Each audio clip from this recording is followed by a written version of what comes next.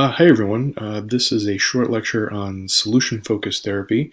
Solution-focused therapy is also sometimes called solution-focused brief therapy.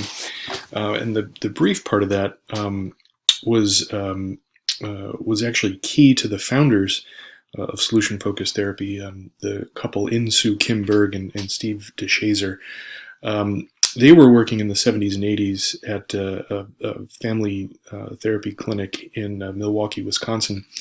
And they were really working in response to the need for a sort of brief, 5, 6, 7, 8 or so session, brief therapy session that was effective, that insurance companies would pay for. So at this point, insurance companies are sort of sick of paying for really open-ended sort of psychotherapeutic kinds of approaches that weren't necessarily producing any kinds of results. And they were really interested in developing something that was brief but was more effective, or at the very least just as effective as some of the other approaches that were much more sort of open-ended or really longitudinal kind of in nature. And believe it or not, solution-focused therapy actually really has sort of a standing in the therapy world as sort of this bottom-up, right? This sort of orientation that was really developed in a sort of busy functioning, therapy clinic. It's sort of this, real world application. And it actually initially started really as an atheoretical approach, and the goal that Berg and DeShazer and their colleagues were working on was really to find out just sort of what are some of the things that happens in therapy that are sort of effective, that produce change. What are some of these sort of essential ingredients? And it really sort of emerged out of that. So they didn't really go into this thinking that they were going to develop a new theoretical approach. It was simply, what are the essential ingredients that need to be part of a therapeutic process? And can we get rid of everything else? And if we have just the essentials, does this result in sort of a short-term effective therapy that, like I said, is really just as effective as some of the other forms of therapy that were delivered at the time, that were sort of more open-ended and long-term in duration. This was actually part of there were quite a few efforts underway at the time, late 70s, early 80s, to sort of discover what are the essential ingredients. So at this point, I mean, we're now, Freud's been around for more than 100 years at this point. Those second wave therapies, third wave therapies, behavioral therapies, cognitive behavioral things, they've been around for 30, 40, 50 years. And people are starting to ask themselves, which is the best for what type of client, so on and so forth. And what people are finding is that there really, no one theoretical orientation or no one form of therapy is better than another. And so the next sort of logical question is, well, if no one therapy is better than the other, each of these therapeutic approaches must have something in common that produces a change. And so what are those things that are sort of in common? And that was, like I said, initially their approach to this. And solution-focused therapy is sort of what emerged from the observations that they were doing of clinical processes and things like that. So the key idea really here is that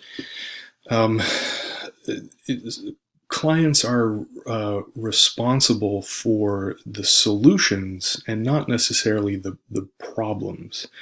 So solution-focused therapy is very much a future-oriented therapeutic process. It uses very much a strengths-based perspective, and the talk is the sort of chatter in therapy, the language of the dialogue, if you will, is really about solutions. So that's why we use the term solution talk instead of problem talk. there's a few assumptions that are important to mention. It's very much strengths based, so it's sort of focused on what clients can do, as opposed to what they cannot do, things that they're sort of powerless to do.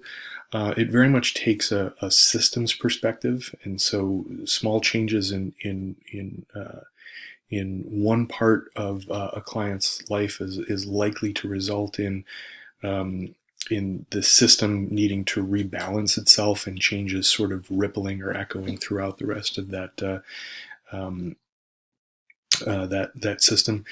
And then the third sort of big assumption is that language is really central. Language is sort of how we think about and communicate reality. And so language is this sort of powerful tool. And this idea of change talk, of solution talk, like I mentioned in the previous slide, really helps clients locate themselves in the sort of change process, as opposed to sort of locating themselves in the past, which is sort of where the problems are. So this idea of language sort of becomes really important, and the sort of language is actually going to talk about this sort of on this slide. But this is this idea that language is really key towards helping clients create change and get unstuck from sort of that past. Nevertheless, there are some sort of pitfalls here, and a couple of pitfalls of which a solution-focused therapist should really be aware is that change really is kind of difficult. And change is attached to a lot of emotions, and so for as sort of action-oriented as solution-focused therapy is, there still needs to be a focus on emotions and a discussion of the negative emotions that might be attached to a problem, or the negative emotions that might be attached to change. The other sort of key pitfall in solution-focused therapy is that therapists are not the ones to provide solutions. Clients are. We're going to talk about sort of the therapist role here in a second, but the common sort of trap for a new solution-focused therapist to fall in is to start to offer solutions to clients, and that's not the therapist's job at all. Clients really need to be the ones who come up with solutions.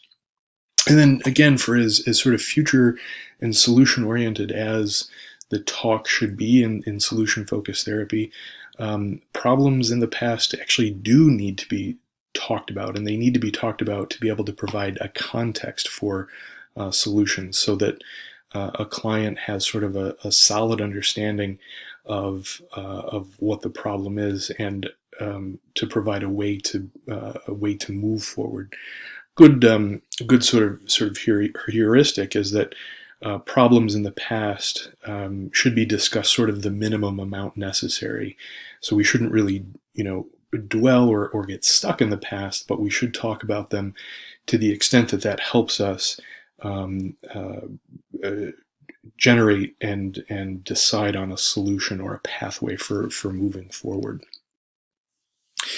The solution-focused sort of orientation is very much influenced by this idea of social construction, and there's a couple of ways that that's operationalized in the therapist-client relationship.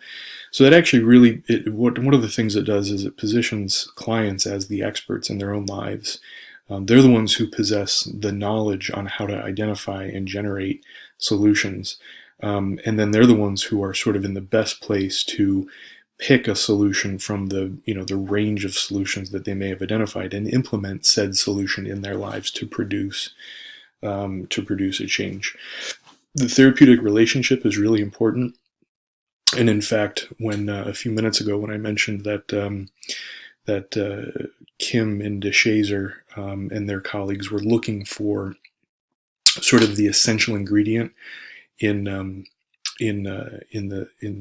therapeutic processes that helped produce change, one of those essential ingredients was actually this therapeutic alliance, or this therapeutic relationship. That was one of the things that was sort of common across all the different therapeutic processes that they were observing. in their clinic. So they assigned a lot of value to the therapeutic relationship, or that that alliance that exists between clients and therapists. So the therapist's job is to provide sort of a space for a client to explore problems and solutions. The therapist was really a dialogue partner for the client to develop and then implement a sort of change plan. All of this should really result in clients feeling heard. It should result in clients feeling valued and as though they're the expert in their lives. This should echo of sort of self-efficacy. And so solution-focused therapy sort of presumes that clients have some degree of self-efficacy, so they have a strong belief in their ability to implement a plan and move forward. And in fact, oftentimes part of the process in a solution-focused orientation is increasing that client's self-efficacy, or working to increase a client's self-efficacy. And so then, of course, the other thing that this should sort of echo is empowerment. So clients, to some degree, should feel empowered or empowered by or as a result of the therapeutic process. They should feel that they're able, they possess the power to implement some changes in their lives. So a couple of different ways that therapy sort of creates change. These are a few sort of pretty specific therapeutic techniques. The first is the miracle question. And the miracle question is typically phrased something like, if you were to go to sleep tonight and wake up tomorrow and a miracle had occurred, what would be different in your life? What would have changed? How would you know things that have changed? And this idea is that it really helps clients identify a direction for change. Then there's this idea of the first domino. You can sort of think of, I don't know, a set of dominoes or something like that. You knock one over and that creates a sort of, ripple effect of maybe a number of dominoes then sort of falling over. But the first domino is sort of the easiest one to change. And so you think about that in sort of a bigger change process.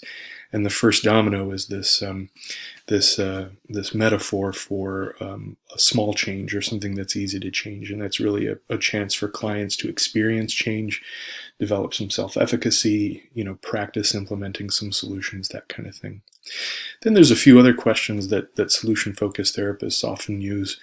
These are the exception. So, and I've listed these here on the slide, but they're the exception question. Exception question. So when is the problem less intense or absent? When is the problem easy to deal with? The coping question.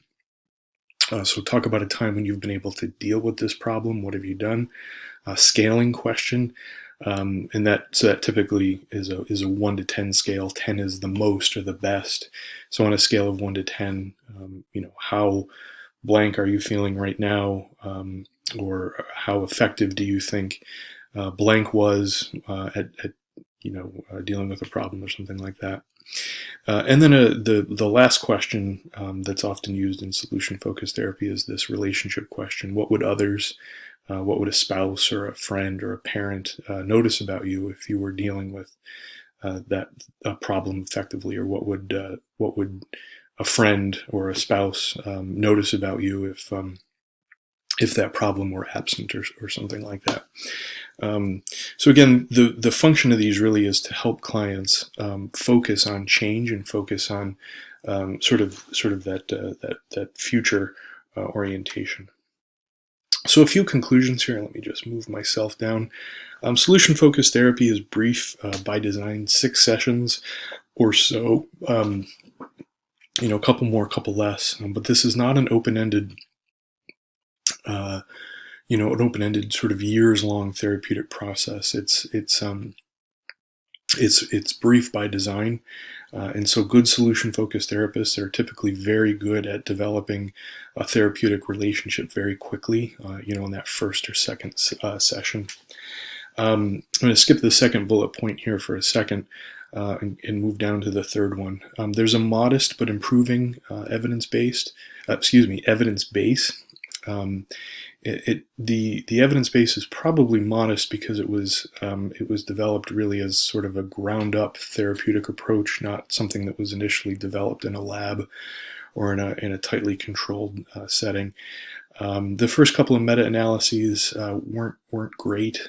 Since then, they've improved, and that's promising. And then clients usually appreciate the sort of strengths orientation, the future orientation, and the change talk. They typically are sort of appreciative of not having to dwell or be stuck in the problem, or typically they appreciate not having to sort of accept a lot of blame for the problem, that kind of thing. So I skipped that second bullet point, and let me just conclude with that. So solution focused is often part of sort of an eclectic